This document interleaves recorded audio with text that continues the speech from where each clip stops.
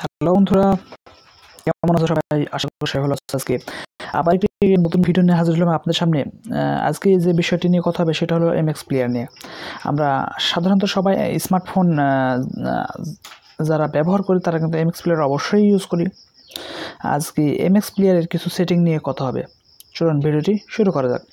বন্ধুরা, আপনাদের ফোনে যদি এমএক্স প্লেয়ার না থাকে আপনারা অবশ্যই প্লে স্টোর থেকে আপনার এমএক্স প্লেয়ারটা ডাউনলোড করে নেবেন এবং প্লেয়ারটি ওপেন করবেন।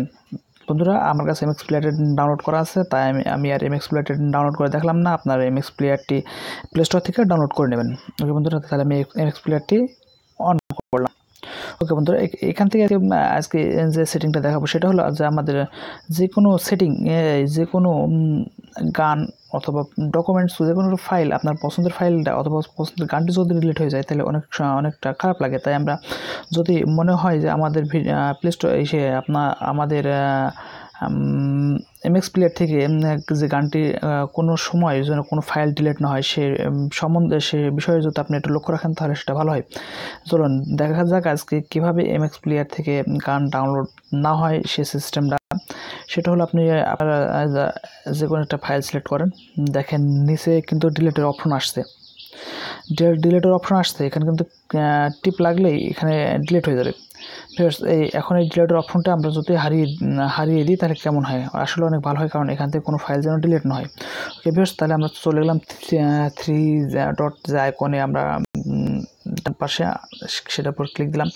ক্লিক দেওয়ার পর সেটিংসে গেলাম, সেটিংয়ে গিয়ে জেনারেলে গেলাম। জেনারেলে গিয়ে এই যে অ্যালাউ এডিটের উপর আমি ক্লিক করলাম, দিয়ে এটা মার্কটা উঠাই দিলাম, উঠাই দেন। এরপর আমরা ব্যাকে আসি এবং এখান থেকে ডিলিট দেখি যে দেখেন এখানে কিন্তু এবার ডিলিট যে মার্কটি অথবা বাটনটি ছিল সেটা হারিয়ে গেছে। বন্ধুরা, আপনি এভাবে আপনার কোনো ফাইল যেন ডিলিট না হয় আপনি সে কাজ করতে পারবেন। ওকে ভিউয়ার্স, এখন আরেকটি সেটিং দেখাবো যে আমাদের ফোনে যে সবসময় আমরা এমএক্স প্লেয়ার দিয়ে আমি শুধু অডিও গান শুনতে পাই, ভিডিও গান দেখি, কিন্তু আমি অডিও গান শুনতে চাই। ওকে ভিউয়ার্স, আমরা সেখান থেকে আপনি যদি অডিও গান শুনতে চান আপনি শুনতে পারবেন। তাই আপনি আবার এখানে গিয়ে আইকনে ক্লিক করেন, ক্লিক করে সেটিংসে যান, সেটিংসে থেকে আপনি প্লেয়ারে যান, প্লেয়ারে গিয়ে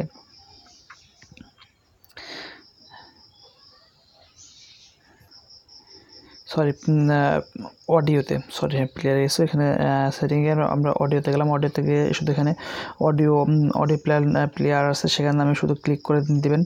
দেখবেন এখানে যত আপনার ফোনে অডিও গান থাকবে সে অডিও গানটি সে কিন্তু এখানে চলে আসবে। বন্ধুরা দেখেন এখানে অডিও ফাইলটাই শো হয়েছে। এখানে আমার একটি মাত্র অডিও গান ছিল, তাই এটা চলে এসেছে। বন্ধুরা, এরপরে আমরা দেখব যে আমরা কিন্তু গান শোনার সময় গান শুনতে আমরা কিন্তু ঘুমিয়ে পড়ি। বন্ধুরা, এই যে ঘুমিয়ে যখন পড়েন তখন যে আপনাদের ফোনের যে চার্জ এবং ফোনে যে আপনার ফোন যে একাধিক সময় গান হয়ে যাবে সেটা বন্ধ করার নিয়ম। ওকে বন্ধুরা, আমরা যে কোনো একটা গান আমরা অ্যাক্টিভ করে দিছি অথবা যে কোনো ভিডিও অ্যাক্টিভ করে দিছি। ভিডিওটা অ্যাক্টিভ করে দেওয়ার পরে আপনি এখানে থ্রি ডট আইকন আছে, আইকনে ক্লিক করবেন। ক্লিক করার পরে আপনি এখানে যাবেন টুলসে গিয়ে এখান থেকে আসবেন স্লিপার টাইম। ওকে, এখান থেকে আপনি আপনার ইচ্ছা মতো আপনি না করতে পারবেন। আপনি বলেন না আমি 1 ঘন্টা পরে অথবা আধা ঘন্টা পরে, আপনি গানটি অটোমেটিক অফ হয়ে যাবে। আপনি যদি এখানে টাইম দেন আপনি এভাবে টাইম বাড়াতে পারবেন। যে কীভাবে আপনি টাইমটা বাড়াবেন, যেভাবে পারেন সেভাবে টাইমটা দিয়ে রাখবেন। আধা ঘন্টা 40 মিনিট আপনার যেটা হয়, আপনি এভাবে টাইমটা বাড়িয়ে রাখলে আপনার ফোনে আধা ঘন্টা অথবা 1 ঘন্টা পরে আপনার ফোন অটোমেটিক আপনার ফোনের যে সং হয়েছিল আপনি সেটা বন্ধ যাবে। ওকে ভিউয়ার্স, আপনারা এই 3টি সেটিংয়ের মধ্যে কোনটা ভালো লাগলো অবশ্যই আপনারা কমেন্ট করে জানাবেন। আর যদি কোনো সমস্যা হয়ে থাকে আপনারা নিশ্চয়ই কমেন্ট করবেন। আর পরিশেষে একটা কথা বলতে, যদি ভিডিওটা ভালো লেগে থাকে অবশ্যই একটা লাইক দিবেন এবং চ্যানেলটি সাবস্ক্রাইব করবেন এবং পাশে থাকা বেল আইকনটি বাজিয়ে দেবেন। ওকে বন্ধুরা, বাই বাই, টাটা।